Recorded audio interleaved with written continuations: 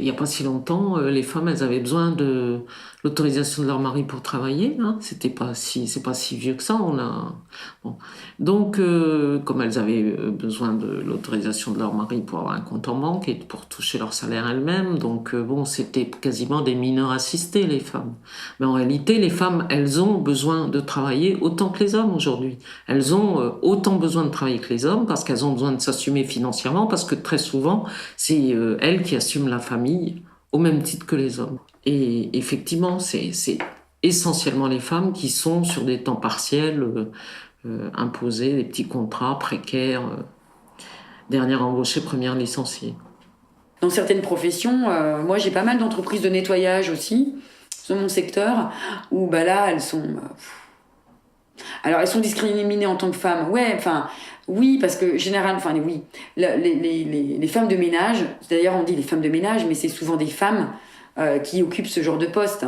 Il y a très peu d'hommes qui sont sur des postes de nettoyage, voilà.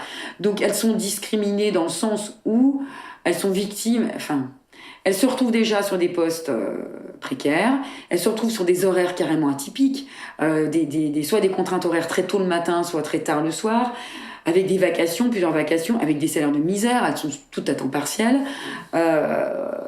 On les exploite comme c'est pas possible. Quand elles réclament leurs droits, on leur fait la misère. On leur change de chantier. On les change de chantier, on leur change leurs horaires, on leur en fait voir toutes les couleurs, on ne les paye pas les primes. Moi j'ai une entreprise là qui, elle leur donne pas les moyens à ces femmes pour qu'elles puissent assumer leurs tâches même au nettoyage. Moi j'ai des femmes, plusieurs femmes et permanentes dans la même entreprise, qui disent qu'on leur donne pas des sacs poubelles pour changer les sacs poubelles. Elles lavent les sacs poubelles à la main, elles lavent les sacs poubelles parce qu'elles n'ont pas les moyens, on leur donne pas les moyens de fonctionner. Donc tout ça, c'est des attitudes en fait humiliantes, dégradantes, qui portent atteinte à la santé et à l'intégrité physique de ces femmes, pour les faire craquer. Il y en a plein qui sont en arrêt maladie, il y a un turnover pas possible, etc. Il y a eu une alerte RIP psychosociaux d'ailleurs dans cette entreprise par la collègue qui avait cette entreprise. Il y a eu une mise en demeure du directeur départemental avec une obligation d'évaluer les risques et de mettre en place les mesures appropriées. Au bout de 2 ans, rien n'est fait. Il y a un fameux article dans le Code du travail qui dit adapter le travail à l'homme. Alors à l'homme et à la femme. Adapter le travail à l'homme, c'est extrêmement fort. On prend en compte d'abord l'humain, et de là on organise le boulot. Bon, adapter le travail à l'homme, on sait que le travail de nuit, et que principalement c'est des femmes qui travaillent la nuit, principalement dans les hôpitaux et dans les cliniques.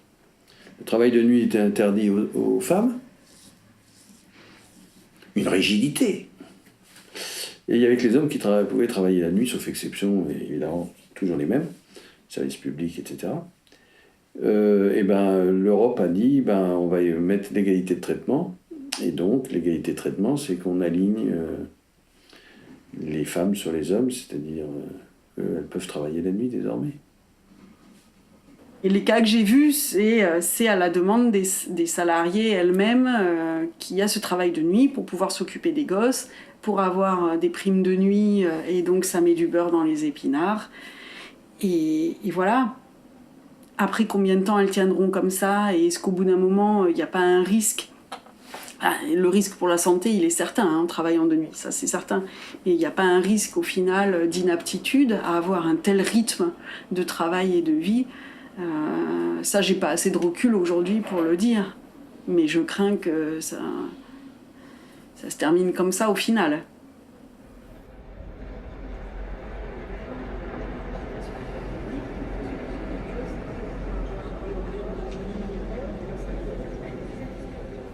Ça reste toujours difficile de démontrer une situation de discrimination, parce que pour démontrer une discrimination, la charge de la preuve, c'est nous qui devons la porter. Donc on doit dire qu'on constate une différence de traitement et on doit apporter la preuve pour dire que c'est discriminatoire. Voilà.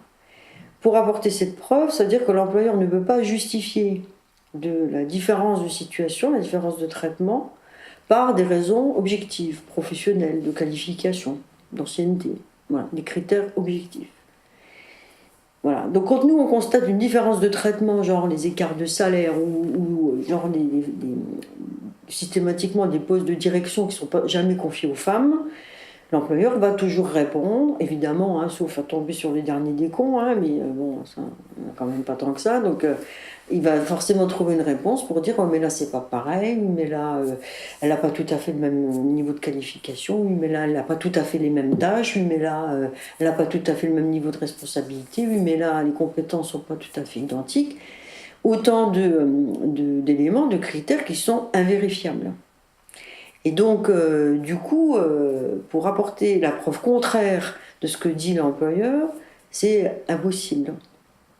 Voilà. Donc, on peut avoir des indices, on peut avoir des convictions, et de là à avoir la preuve matérielle à apporter devant le juge, franchement, moi, j'y suis jamais arrivée.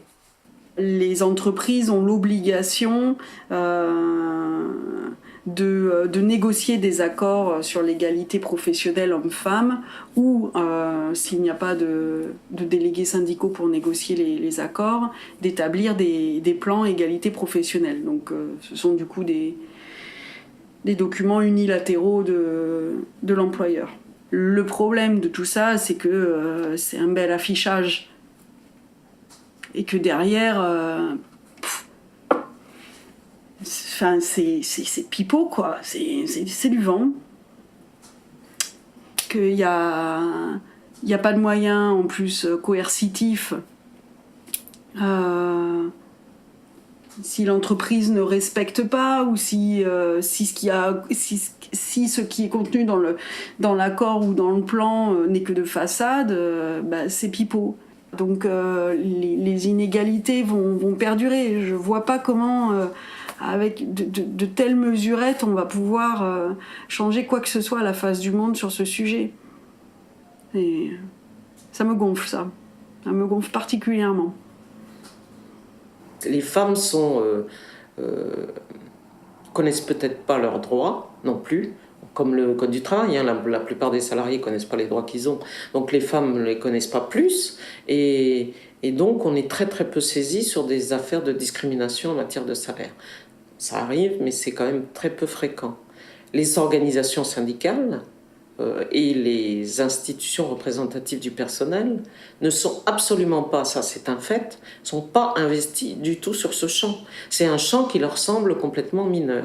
C'est une anecdote qui est assez révélatrice de ce qui peut parfois se passer dans l'industrie pour les femmes. Et donc là, c'est une entreprise de produits chimiques où dans les ateliers, il y a une seule femme pour une centaine d'hommes, voilà, qui est agent de maîtrise, qui est laborantine et qui est amenée à aller dans les ateliers. Et donc, elle n'a pas de vestiaire. Moi, j'exige un vestiaire. L'employeur me dit... si vous me faites mettre, il faut des vestiaires séparés pour les hommes et les femmes, oui. Alors il dit, j'ai des hommes et une femme, moi je vais régler le problème. Si vous insistez, bientôt j'aurai plus que des hommes dans l'atelier, comme ça sera réglé. Donc, au CHSCT, où il n'y avait que des hommes, à part la secrétaire de direction qui prenait des notes, je refais ma demande. Là, les membres du CHS bien lourds, mais non, elle peut venir dans les vestiaires avec nous, on peut même avoir une douche, etc., machin, tout ça, bien lourd, quoi. Moi, j'ai quand même eu, et elle a quand même eu ses vestiaires séparés, mais il a fallu ramer. Et au CHSCT, j'ai quand même eu, alors que c'était des délégués qui étaient plutôt des bons délégués, quoi, qui se battaient bien. Là, sont remontés des relents macho d'un coup, qui étaient assez désagréables. Je me suis senti quand même un peu seul dans cette réunion, avec personne pour m'appuyer, quoi. Mais bon, la dame a quand même eu ses vestiaires. Et quelques années après, elle était enceinte. Et comme il y avait des risques d'exposition au plomb dans l'atelier, j'ai rappelé à l'employeur que pendant sa grossesse, elle ne pouvait pas aller dans l'atelier puisque l'exposition au plomb c'est mauvais pour les fœtus, quoi. Et donc là, j'ai eu droit encore à un grand numéro de machisme puisque le directeur en question a décidé d'interdire l'accès aux femmes dans l'atelier. Moi, je lui dis, mais c'est aux femmes enceintes que c'est interdit, pas aux femmes. Et lui de me dire, oui, mais vous savez, des fois elles sont enceintes, elles ne le savent pas.